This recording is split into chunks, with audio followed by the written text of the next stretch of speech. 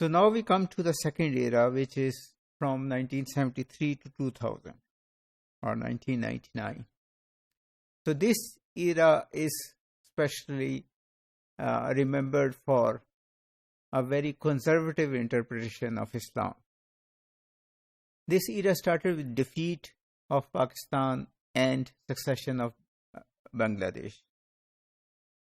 Of course, every Pakistani was sad and was inquiring why this happened. The Pakistani state explained this defeat and secession in terms of more like moving away from Islam rather than denial of political, economic, and civic rights under Ayub and Yahya Khan. It's ironical because Bengali never said that Pakistan was not Muslim or Pakistan was not Islamic oriented. They wanted their political and economic rights.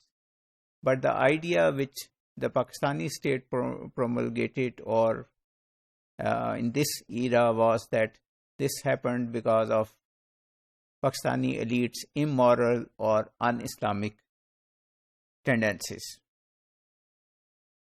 So Bhutto came to power in 1972, and in 1973 constitution he was not a practicing Muslim, but he helped to develop Islamic consciousness in Pakistan. So the 1973 constitution was much more Islamic as compared to 1956 and 1962 constitutions. Then there was this Islamic summit in 1974, which brought all the different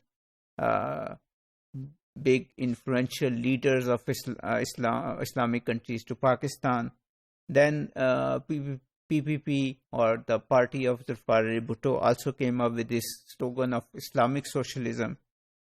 And Bhutto claimed to be the leader of Muslim world. He claimed he wanted to be the leader of the Muslim world and to fight against the immoral and influential West. So this was the idea which Bhutto promulgated.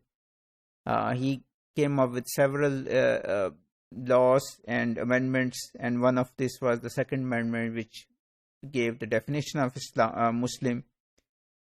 Zia used that Islamic consciousness which Bhutto developed to undermine Bhutto and undermine Bhutto's regime. He used Islam to justify his illegal, unconstitutional grab of power. So he came up with different ordinances. So there was one zina ordinance, which the problem with this was that there was no punishment for rape. So if a woman was raped and she couldn't prove that she was raped, she didn't have 4 witnesses which were required, she was booked by the police or by the Pakistani state for adultery. Then there was this Qanun-e-Shahadat, which gives evidence of 2 women equal to evidence of 1 man.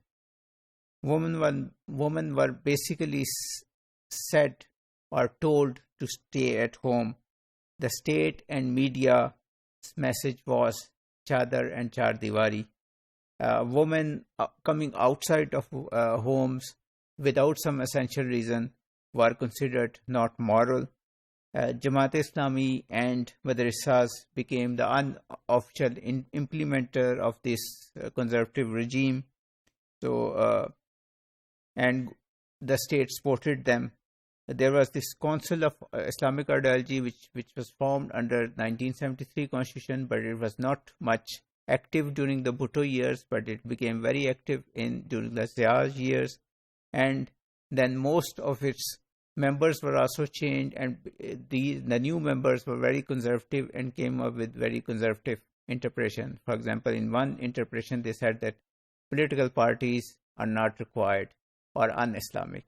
In an Islamic system, we don't need or should have political parties.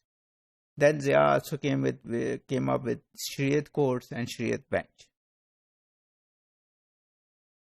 Expansion of madrasas related to Afghan war in the 1980s and 1990s gave Islamists or conservative elements a veto power on the government.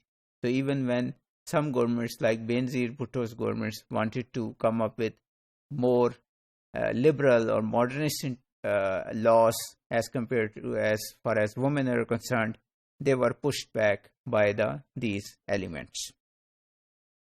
So even after Zia, the conservative approach continued for 10, 12 more years, and women were basically living in Pakistan under a discriminatory regime.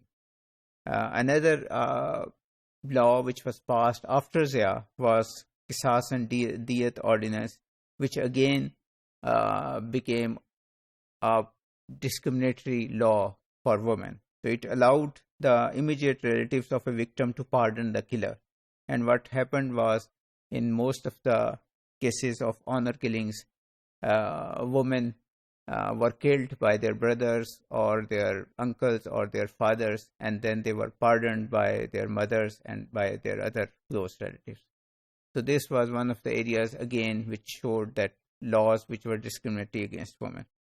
So this era was very conservative as compared to previous or the current era. Thank you.